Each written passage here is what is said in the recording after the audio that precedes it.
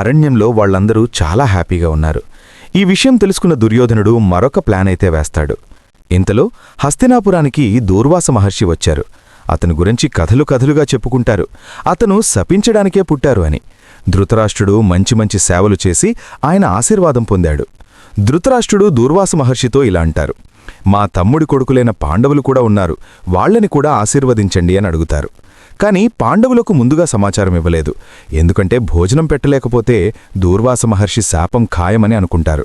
దూర్వాస మహర్షి వస్తున్నాడని విషయం ద్రౌపదికి తెలిసి భయపడుతుంది. ఆ పూట అక్షయపాత్రలో భోజనం లేదు. ఏం చెయ్యాలో తెలీదు. అప్పుడు ఆమె శ్రీకృష్ణుణ్ణి వేడుకుంటుంది. కృష్ణుడు వెంటనే ప్రత్యక్షమవుతాడు. పాత్రలో మిగిలిన ఒక్క గింజ తీసుకుని తింటాడు. నా కడుపు నిండింది అని అంటాడు. ఏంటి తమాషాన్ చేసే సమయం కాదు అని ద్రౌపది బయటకు వచ్చి చూస్తే దూర్వాస మహర్షికి ఆయన శిష్యులకు ఆకలి తీరిపోతుంది. అప్పుడు శ్రీకృష్ణుడు ఇలా అంటాడు, నా కడుపు నిండితే ప్రపంచంలోని వారందరికీ నిండినట్టే అని అంటారు. దాంతో దూర్వాస మహర్షి ద్రౌపదిని పాండవులను ఆశీర్వదించి వెళ్ళిపోతారు. మహర్షి శాపం నుండి కూడా పాండవులు తప్పించుకున్నారని తెలియగానే దుర్యోధనుడికి పిచ్చెక్కినంట పనవుతుంది. ఇక ఎవరిమీద నమ్మకం పెట్టుకోవడం కాదు, నేనే స్వయంగా అరణ్యంలోకి వెళ్లి పాండవులను చంపుతాను అని సైన్యంతో బయలుదేరతాడు. ఆ తర్వాత ఏం జరగబోతోంది అనేది తర్వాత భాగంలో చూద్దాం.